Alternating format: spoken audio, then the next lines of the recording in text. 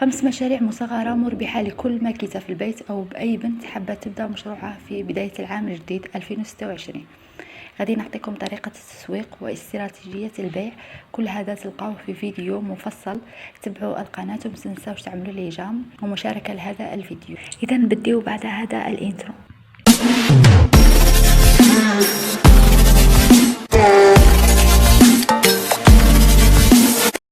إذا نبداو مع المشروع الأول اللي هو مشروع شو الشعر. هذا المشروع بالنسبة للبنات اللي يحبوا هذا النوع من المشاريع واللي يحبوا تانيك الخياطة، يحبوا يبداو بصوالح سهلين تقدر تخدم بساطان يكون خفيف ولا من بقايا القماش. يعني أي بقايا تكون عندك في الدار من التيسي تقدري تخدمي هذا المشروع. صاي ماشي شرط مثلا ساطة ولا القطيفة ولا أي بقايا تكون باقيت لك من التيسي تقدري تخدمي بهم. تالي تقدري تزيدي معاه باسكو ما يقدرش تنباعي مثلا تبيعيه بوحده، تقدري مثلا تزيدي معاها تكون عندك آلة خياطة في الدار ولا تشري هذوك آلة الخياطة اللي صغار. اللي يحب مثلا يبدا هذا المشروع يقدر يشري هذوك الآلات الخياطة اللي يكونوا صغار، راهم ينباعوا في تيمو رخاص بزاف. وتقدروا ثاني تزيدوا مع هاد لي شوشو تقدروا تزيدوا معاهم محفظه تاع النقود تخدموها بالبقايا تاع القماش، هذا محفظه تاع النظارات ولا حقائب تاع المكياج. اذا كما راكم تشوفوا هنا في الفيديو لي فوطو تاعهم. ولا تقدروا ثاني تبيعوهم لاصحاب الجمله، هادو صحاب الجمله يشريوهم عليكم. صاي البنات اذا انت تخدمي مثلا في السيري ديري 6 ولا 12 لوحده وتبيعيهم لصحاب الجمله. هنا صحاب الجمله تقدري تلقاي الرجال تقريبا، يعني ماشي النساء، الرجال بزاف يخدموا هذه الخدمه. مثلا تكون عندهم طابله برا ولا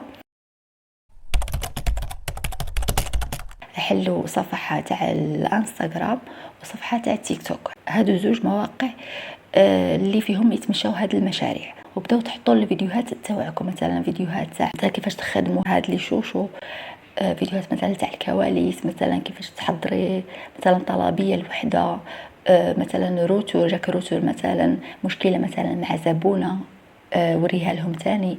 اذا لازم تنوعوا في الفيديوهات هكا باش تبداو تسوقوا بالمحتوى، وبداو الناس مثلا من يشوفوا هاد الفيديوهات تاعكم ولي فوطو تاني كركزوا على لي فوطو صوروا مليح وحطوهم في هذه الصفحات. الناس من تبدا هكا تشوف دائما الفيديوهات تاعك تبقى تتبع لك الصفحه ديالك وتانيك بلا ما تضل تقولي لها مثلا راني نبيع تجي لعندك للخاص وتقول لك نشري عليك. صاي البنات اذا لازم تعرفوا كيفاش تحطوا الفيديوهات. شوفوا في الانستغرام في التيك توك، شوفوا الناس اللي راها ناجحه في هذه المشاريع وبداو ديروا كيفهم كما يديروا هما واللي ديري نتيا كيفه. بصح نتينا بالتصوير تاعك الخاص، يعني صوري مليح ولازم يكونوا فيديوهات حصريه يعني نتيا مصورتهم.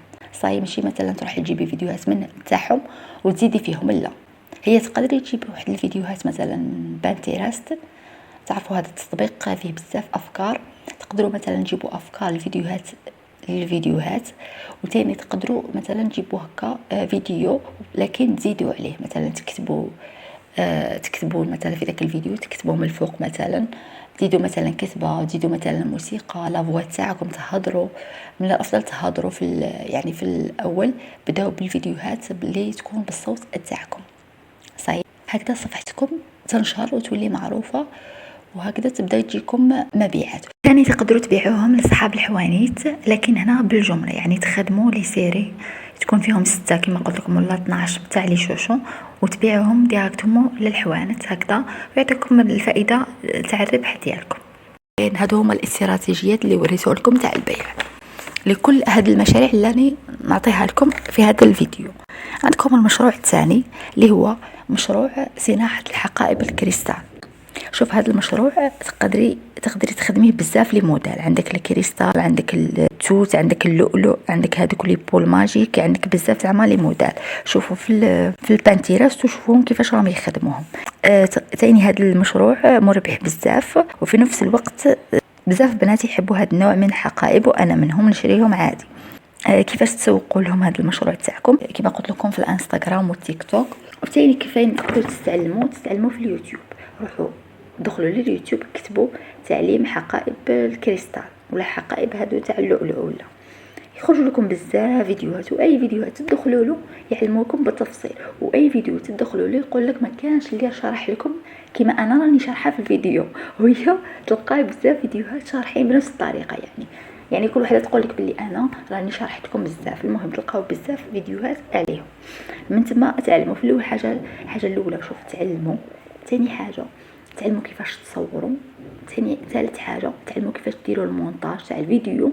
رابع حاجه تعلموا كيفاش تعملوا صناعه محتوى في الانستغرام وفي التيك توك، لانه الانستغرام يعتمد على خوارزميات خاصه به، والتيك توك عنده خوارزميات خاصه به.